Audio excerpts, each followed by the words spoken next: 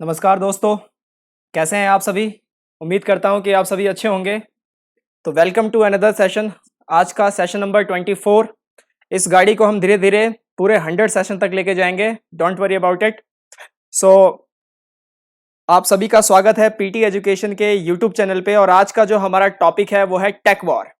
क्या है take war? अभी नई नई चीज आई है, tech conflict, technology conflict, right? इस पे हम बात करेंगे। ये रिलेटेड रहेगा आपके साइंस एंड टेक से, इंटरनेशनल रिलेशन से, और वर्ल्ड इकोनॉमी से, और जियोपॉलिटिक्स से, राइट?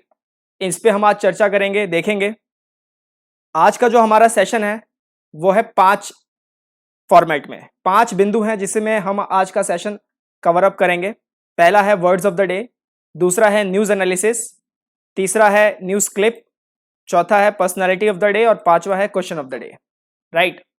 आप मुझे बताइएगा सेशन के बाद कि आपको ये फॉर्मेट कैसा लगा। तभी हम सोचेंगे कि इसे आगे कंटिन्यू करें या ना करें, राइट? आपके सजेशंस हमारे लिए बहुत वैल्यूएबल हैं, तो बताते रहिएगा। और कमेंट्स में ज़रूर बताएं कि आपको अभी तक ये 23 सेशन की जर्नी कैसी लगी मेरे साथ। हमने हर टॉपिक पे लगभग बात की, पॉलिटी से लेके current affairs related, science tech environment, international relations, हमने हर टॉपिक पे लगभग बात की है। जिन्होंने अभी तक भी वीडियोस को नहीं देखा है उनसे एक अनुरोध है, आग्रह है कि आप वीडियोस को देखें, लाइक करें, शेयर करें। चैनल को अगर अभी तक सब्सक्राइब नहीं किया है तो चैनल को सब्सक्राइब करें, क्योंकि ऐसे ही साथ चल के हम आगे बढ़ते रहेंगे। तो हम आज का काम शुरू करते हैं। अपना पहला words of the day, Nelson Mandela का ये कोट है। उन्होंने कहा था कि अगर जिंदगी में कुछ चीजें चाहिए, बहुत सारे लोगों को, बहुत बड़ा ग्रुप है, उनको कुछ चीजें चाहिए, कुछ चीजें चाहिए, वैसे तो इच्छाएं बहुत ज्यादा होती हैं। एक के गोपालन केस में बोला भी गया था कि man's desire is very uncontrollable. तो इच्छाएं तो बहुत ज्यादा होती हैं, लेकिन अगर कोई बेसिक 4 चीजों पे बात करे तो वो क्या क्या मांगेगा?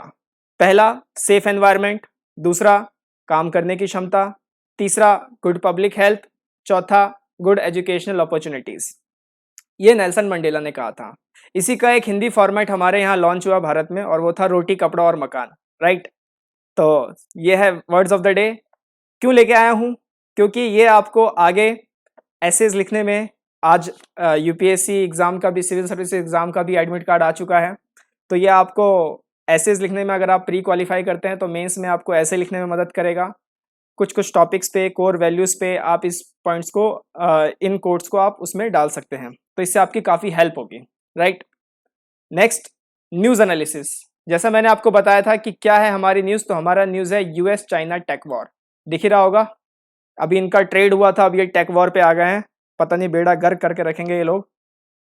उसके बाद अब आइए देखते हैं, 9 बिंदु हैं, 9 पॉइंट्स में समझते हैं क्या है ये चीज़। बेसिकली क्या है? First point, US Trump administration more likely to exert pressure on Chinese company such as technology giants like Alibaba. अब यूएस की तरफ एक टेक्नोलॉजी जाइंट्स है सिलिकॉन वैली, जहाँ पे सारे टेक्नोलॉजिकल जाइंट्स हैं। तो अमेजन है वहाँ से, गूगल है वहाँ से, फेसबुक है वहाँ से। अब फेसबुक किस तरीके से हेट स्पीच में उतर आया है, इट्स वेरी अमेज कि किस चीज़ों के लिए बनाया गया था और क्या चीज़ें हो रही हैं। तो इंसान का तो कुछ नहीं कह सकते, कैसे हवाओं का रुख वो मोड़ ले, वो तो इंसान ही जानता है।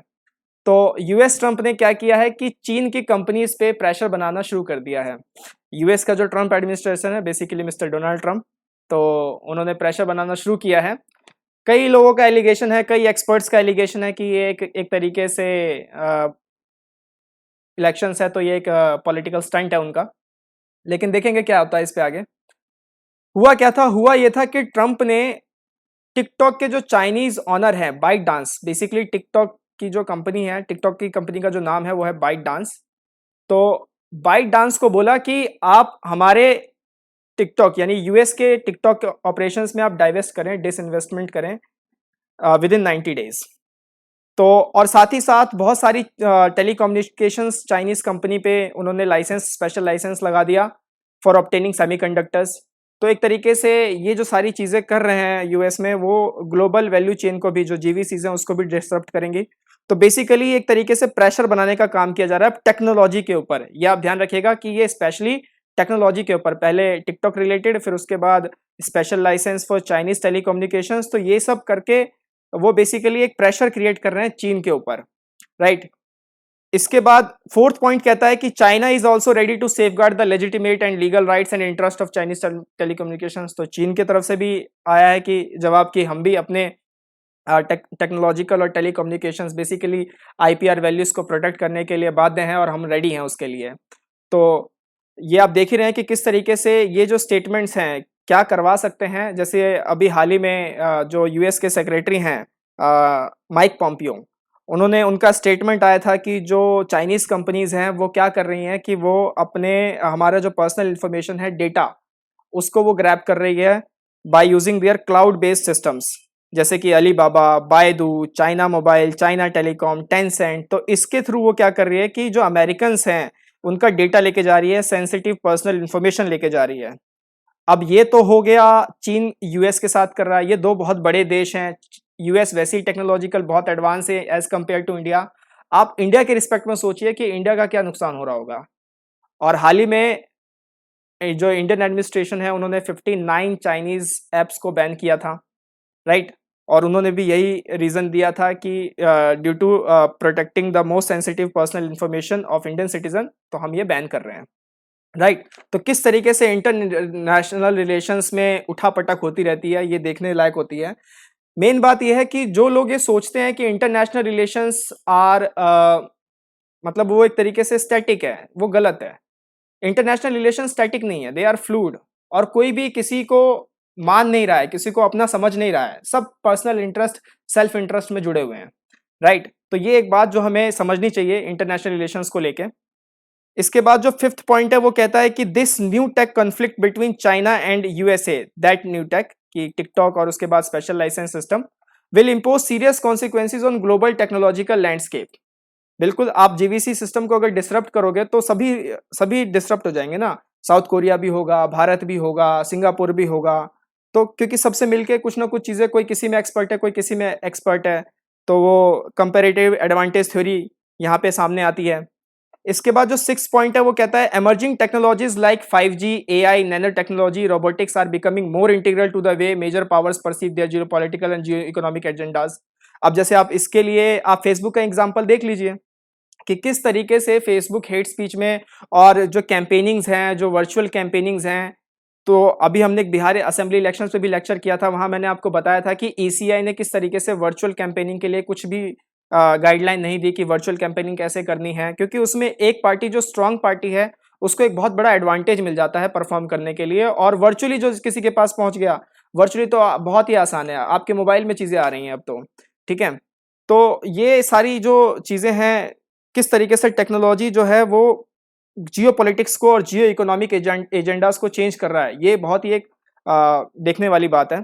इसके बाद सेवंथ पॉइंट कहता है कि technological decoupling has been started now and what matters ahead in the future depends on scale, scope and cost inherent in this process. जो मैंने पीछे पॉइंट में बताया आपको कि अगर ये टेक्नोलॉजिकल डीकपलिंग और ये जो खींचातानी है टेक्नोलॉजी को लेके, अगर ये चलती रहेगी, तो ये स्टार्ट तो अभी हो गई, टिकटॉक से ये स्टार्ट हो चुकी है, बेसिकली सेमीकंडक्टर से ये स्टार्ट हो चुकी है, पहले ट्रेड में हो रहा था, अब टेक्नोलॉजी में हो रहा है। तो अब इससे क्या होगा कि अब ये डिपेंड करेगा कि आगे इसका स्केल क्या होता है। जैसे आप फेसबुक को एक दोबारा से फिर से एग्जांपल ले लीजिए कि पहले उसका स्केल क्या था। फेसबुक जो बनाया गया था वो किस लिए बनाया गया था कि मेरा एक दोस्त है, मैं बहुत दिनों से मिला नहीं हूँ उससे, वो किसी दूसरे शहर में चला गया है, कहीं और काम कर रहा है, अब उससे बात नहीं हो पाती है, दूरियां हैं बहुत ज्यादा, तो उन दूरियों को ब्रिज करने के लिए, उनको कम करने के लिए फेसबुक आया था कि हम बातचीत करेंगे। अब वो बिल्कुल ही बिल्कुल पॉलिटिकल एजेंडाज में, हेट स्पीच में, इन सब में कन्वर्ट होता जा रहा है, राइट। तो नासिम निकोलस तालेब की कुछ बातें याद आती हैं कि किस लिए उन्होंने फेसबुक में इन्वेस्ट किया था। तो आप मुझे बताइएगा कि नासिम निकोलस तालेब है कौन, और इन्होंने एक किताब लिखी थी, उस किताब का नाम भी बताइएगा। इनकी एक बहुत बेहतरीन किताब थी नासिम निकोलस तालेब की, उनकी किताब का आप मुझे नाम बताइएगा। इसके बाद एट्थ पॉइंट है, if this happens it will result to the fragmentation of global economic order. जाहिर सी बात है, अगर ऐसा हुआ तो फिर सबको, वैसे भी प्रोटेक्शनिज्म और ग्लोबलाइजेशन की जो हवा है वो चली हुई है कि जो ग्लोबलाइजेशन है अच्छा नहीं है, प्रोटेक्शनिज्म अपनाओ। तो बेसिकली क्या है कि ये एक तरीके से ग्लोबल इकोनॉमिक ऑर्डर को ना डिसबैलेंस करेगा, फ्रेगमेंट कर देगा इन सब तरीकों की चीजें। तो in the age of fourth industrial revolution, अभी जो इंडस्ट्रियल रिवोल्यूशन चल रहा है वो फोर्थ इंडस्ट्रियल रिवोल्यूशन है, tech cold war will reshape the global geo politics. तो बेसिकली कोल्ड वॉर एक पहले हुआ था, अब ये टेक्नोलॉजिकल कोल्ड वॉर है। तो देखने लायक है कि ये आगे कैसे चलता है, किस तरीके से यूएस चाइना एक दूसरे में खींचातानी करते रहते हैं। बेसिकली कल ही जीडीपी के इकोनॉमी के फिगर्स भी आए हैं जो ज़्यादा अच्छे नहीं है, मैं आगे उस पर भी बात करूंगा और मैं ये भी बताऊंगा कि चीन का एग्रेशन क्यों बढ़ता जा रहा है। तो ये था हमारा न्यूज़ एनालिसिस 9 पॉइंट्स में। कैसा लगा आपको बताइएगा ज़रूर। आपके कोई व्यूज़ हैं तो आप शेयर कीजिएगा कि यूएस चाइना के रिलेशंस किस तरीके से आगे बढ़ रहे हैं और वो इंडिया पे क्या इम्पैक्ट डालेंगे और इंडिया को कौन सा साइड चूज करना चाहिए। ऐसा बताया जा रहा है, काफ़ी फॉरेन एनालिस्ट हैं, एक्सपर्ट्स हैं, उनका ये कहना है कि अब एंटी चाइना कैंपेन की ज़रूरत है। तो हमारा जो क्वाड है ये उसमें एक बहुत बड़ा मेजर रोल प्ले कर सकता है। तो ऐसे काफ़ी सारी तरीकों की दलीलें पेश की जा रही हैं। आपका क्या व्यूज़ है बताइएगा यूएस चाइना रिलेशंस को लेके और टेक्नोलॉजिकल वॉर को लेके, राइट। इस पे एक बहुत अच्छी मूवी भी है टेक रिलेटेड, मुझे याद आया तो मैंने सोचा आपको बता भी दूं। टेक्नोलॉजी रिलेटेड एक बहुत अच्छी मूवी है, आप देखिएगा ज़रूर। 3 पार्ट्स हैं उसके। Matrix one of the best movie, आप उसे ज़रूर देखिएगा, बहुत अच्छी फिल्म है। टाइम अगर मिले तो आप ज़रूर देखिएगा, जिनके पास टाइम नहीं हो बाद में देख लेना, राइट। न्यूज़ क्लिप आज की बहुत बड़ा कि चाइना कंट्रोल्स 1000 स्क्वायर किलोमीटर इन लद्दाख। आप चाइनीज का एग्रेशन देख रहे हैं और वो एग्रेशन क्यों है, क्योंकि जो जीडीपी फिगर्स अभी आए हैं, इंडिया का तो क्वार्टर 1 में 23.9 से कॉन्ट्रैक्ट हो रहा है और चाइना का थोड़ा पॉजिटिव जा रहा है 3.2% के हिसाब से। तो चाइना एक तरीके से आउटलायर हो गया है इन सब चीज़ों में। तो चाइनीज को ऐसा कहा जा रहा है कि कंट्रोल करना बहुत ही मुश्किल होता जा रहा है और हम तो इस मामले में, लद्दाख वाले मामले में, we are very late. Indian army को तो तुरंत ऑर्डर देने चाहिए कि आप अपने हाथ खोलिए और कन्फ्रंट करने के लिए तैयार हो जाइए, क्योंकि ये जितना अंदर घुसते चले जाएंगे। अभी हाल ही में पीछे भी न्यूज़ आई थी कि ऑप्टिकल फाइबर भी इन लोगों ने डाल लिए हैं। तो बहुत ही चीनी तो अंदर ही घुसते ही चले जा रहे हैं, राइट। इसके बाद अगला GDP falls 23.9% in first quarter. ये देख रहे हैं पिछले 8 क्वार्टरों से किस तरीके से हमारा जो फिगर है वो गिरता चला जा रहा है और अब तो फर्स्ट क्वार्टर में 23.9% का कॉन्ट्रैक्शन हो गया है। तो अब तो ज़रूरत है एक अच्छे फिस्कल स्टिमुलस पैकेज की। सरकारों को ज़रूरत है कि एक दूसरे के साथ समन्वय बनाएं, अच्छे सेंटर स्टेट रिलेशनशिप स्थापित करें और इकोनॉमिक एजेंडे पे ही काम करें, क्योंकि अगर ये नहीं रहा तो जो 10 साल का पूरा डेमोग्राफिक डिविडेंड का जो टारगेट है हम लोगों का कि हम डेमोग्राफिक डिविडेंड अचीव करेंगे तो वो डेमोग्राफिक डिजास्टर ही बन जाएगा, डिविडेंड कभी बन ही नहीं पाएगा। तो इस पर काफ़ी काम करने की ज़रूरत है। इसके बाद personality of the day, Pranab Mukherjee हमारे बीच नहीं रहे। 1935 टू 2020 कल ही उनका निधन हुआ, right.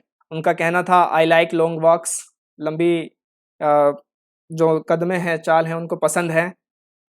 In a political career of more than 50 years, Pranab Mukherjee enjoy the journey from Lok Sabha to Rajya Sabha, from finance minister to foreign and defence minister and finally president of India.